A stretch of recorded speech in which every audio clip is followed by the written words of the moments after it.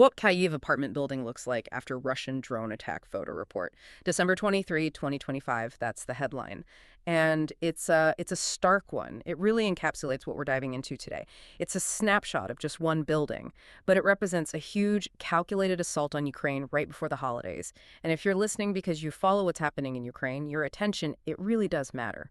Though subscribe to Defense Reports, it's your go-to source for timely, in-depth military and defense reports. I'm Alex. Join me with Arya in the latest podcast by Defense Report for a sharp, no-nonsense breakdowns of the latest in global defense news, military technology, and strategic developments. And today we're going to cover, well, this massive combined missile and drone attack that hit Ukraine on December 23rd. And that date is so important. The timing is really where this story begins. This wasn't just some random shelling. This was a national-scale offensive, all from the air. Our mission today is to pull apart the tactics, the sophistication of the attack, look at the human toll, which is staggering, and really define the geopolitical signal that Moscow was trying to send. And that signal was huge. Let me just throw a few numbers out there right away so you get the picture. This was not a small, localized event. Russia fired over 650 drones. Mostly the Shahed types. Right, the Iranian-designed ones, plus about 36 cruise missiles, and they did it all at once across at least 13 regions. The scale is just, it's unprecedented for this stage of the war. And here's the context that makes it so significant. This massive bombardment happened just 2 days after those U.S.-led peace talks wrapped up in Miami. Envoys like Witkoff and Kushner were there. Right, there's some cautious optimism, wasn't there? Talk of a potential ceasefire, maybe? A little bit, especially around the energy sector with winter really setting in. But this attack just shattered that.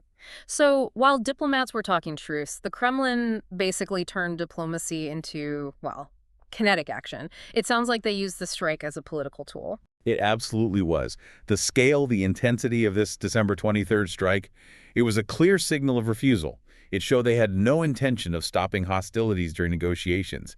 They want to maintain leverage by destroying infrastructure. It's negotiation by fire. President Zelensky pointed that out, didn't he? He said the timing right before Christmas was designed for maximum psychological impact. He called it an extremely clear signal of Russian priorities. And the tragic weight of it all comes down to the human cost. These indiscriminate attacks, they led to at least 3 confirmed deaths across the country. We're talking about a child born in 2021. A 4-year-old. A 4-year-old child Yeah. killed in the Zhytomyr region. That's the grim reality of this geopolitical move. Okay, let's shift from the politics to the technical side. Right. Because when you talk about over 650 targets, that implies a very deep level of coordination. They were clearly trying to overwhelm the defenses. That's exactly right. What we saw was a saturation bombardment. It was meticulously engineered to break Ukraine's integrated air defense system, the IEDs. And for anyone less familiar, the IADs is basically the brain, right? The nerve center that connects all the different systems, Patriot, NASAMS, all of them, so they work together. Exactly. So how do you beat a system like that? You stretch it until it breaks. You use what's called a multi-vectored approach. Meaning they attacked from multiple directions at once. Precisely. We know that drones were launched from at least 4 different places inside Russia: Oriol, Kalino, Milarovo, and Primorsko-Akhtarsk. By coming from all different directions, they force the IEDs to split its focus. It strains everything: the radar, the operators, all of it. And it wasn't just about the number of drones, it was also about being smart with the cost. I'm thinking about the decoys they used. This is the key tactical insight. This is where the economic warfare part of the strategy comes in. They use these things called Gerbera decoy drones. Okay, and those are what exactly? They're non-lethal, no warhead, but they're designed to look just like a deadly Shahed on a radar screen. So Ukraine has to shoot at them. They have to. And that's the whole point. It forces Ukraine to use incredibly expensive interceptors on targets that were never a threat to begin with. You're talking about a huge cost difference. A radical disparity. A Shahed or a Gerbera drone might cost, say, $20,000 to $40,000. Yeah. But the Patriot missile you have to fire to shoot it down, that can be anywhere from $2 to $5 million each. Wow. So the Russians don't even need to score a direct hit to win. They can win by just making the defense financially unsustainable, bleeding Ukraine's budget, and using up its stockpile of Western missiles. That is a chillingly effective strategy. And even when Ukraine does succeed, and an 85 to 90% interception rate is heroic, that success creates this terrifying new problem in cities. We're not talking about direct hits anymore. We're talking about huge pieces of metal and unspent fuel falling out of the sky into neighborhoods. Exactly. Yeah. The defense works, but the damage on the ground is still devastating. And that brings us right to our photo report focus, Okay. that multi-story apartment building in Kyiv's Sviatoshinsky district. Yeah, the reports I saw showed that the building itself didn't collapse. The main damage was the windows, right? The glazing system was just gone, especially on the fifth floor. Debris from an intercepted drone landed nearby, and the blast wave, the shrapnel, it just shredded hundreds of windows. Hmm. So the building's core is fine, but now every one of those apartments is exposed to the freezing December air. Which makes them uninhabitable. Immediately uninhabitable. It's a way of weaponizing the cold, forcing people from their homes just days before Christmas. And the human toll in Kyiv was immediate. What do we know about the casualties in the city? 5 people were injured there, including a 16-year-old girl. A 48-year-old woman was hit by shrapnel and hospitalized in serious condition. And then you have the secondary effects. The blast wave was so powerful it actually bent door frames shut. So people were trapped inside. Yes, trapped in their own apartments. The state emergency service had to bring in hydraulic tools, the jaws of life, to cut people free, all while there's still a danger of more strikes. Just imagine the chaos. It's just awful. And moving beyond Kyiv, the cost across the country was devastating. It really shows how indiscriminate this whole attack was. We have to remember the tragedies in the other regions. In Zhytomyr, that 4-year-old child was killed. 5 others were injured, one of them another child. And in the Kyiv region, but outside the city. In the Vyshhrad district, a 76-year-old woman was killed when her house caught fire after a strike. And then further east, in Khmelnytsky, a person born in 1953 lost their life.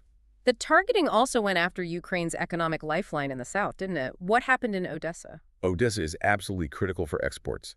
The reports confirm strikes on everything: energy, port facilities, transport hubs, industrial sites, and homes. All hit at the same time. So they're hitting the people and the economy. Yes. They damaged a civilian cargo ship, port warehouses, and over 120 private homes and apartment buildings. It's economic strangulation happening at the same time as the kinetic attacks. And you said it was nationwide. I saw reports from Rivne, a building damaged by a blast wave there. And Chernihiv, too. Civilian infrastructure was hit in Novhorod-Seversky. It was a synchronized, nationwide campaign of pressure. Which brings us back to what seems to be the main strategic goal of the whole operation, taking down the Ukrainian energy grid. This is weaponizing winter on a massive scale. It is. The immediate result was that energy infrastructure was hit in all 13 of those regions. That meant they had to trigger emergency power outages across most of the country. And that's much more than just the lights going out. Oh, absolutely. Yeah. The goal is systemic collapse. Blackouts stop the water pumps, they shut down heating systems in the middle of winter, Yeah. and they cripple hospitals, life support, sterilization, everything. It's designed to create a secondary humanitarian crisis. And when you have an attack of this scale so close to the border, NATO members are obviously going to react. They have to. Yeah. Poland scrambled their aircraft, Polish and Allied jets, to secure their airspace. It's become a routine measure now, but it shows you how close these attacks come to sparking a much wider conflict. It's a direct threat to European security. Yet, in the face of all this, the resilience from the Ukrainian side is it's remarkable. The response in Kyiv at that Sviatoshinsky site is a perfect example of incredible organizational resilience. Within hours, you had this massive coordinated effort. Over 90 emergency rescuers, 160 police, 200 utility workers, all on site. And what was their first priority? Window sealing. It was a race against the cold. Their main job was to quickly cover all those shattered windows with temporary materials to keep the freezing air out. In that one district alone, they identified 746 windows that needed immediate replacement. That kind of rapid response has a huge psychological effect, I imagine. It absolutely does. It counters the enemy's objective, and the city backs it up with financial support to stop people from being displaced long-term. Right, they have a compensation program. Correct. Kyiv offers about 10,000 UAH for standard repairs and up to 40,000 for more severe structural damage. Getting money and materials to people who just lost everything is a form of defense in itself. So when you connect this all back to the original goal, that negotiation by fire, you start to see this counter-narrative of resilience. Russia used overwhelming force, sophisticated tactics, but the rapid repairs, the fact that air defense is still effective, the refusal of people to break, it suggests that the intended signal might be failing to achieve its political goals. It may be failing, but the threat is still incredibly real. Which leaves a final thought for you, our listener, to consider. In a war where the debris from a successful interception can be almost as destructive as a direct hit, what comes next? What kind of passive defenses, like urban shielding or new building standards, do cities need to develop to protect themselves from these mass drone attacks? How do you ensure that a defensive victory doesn't become another source of civilian trauma? That is a critical question for the future of urban warfare. You've been listening to Defense Report by Alex and Arya, where we analyze the latest in military strategy, global defense, and advanced weaponry. Subscribe to Defense Reports, your go-to source for timely, in-depth military and defense reports. We'll catch you next time.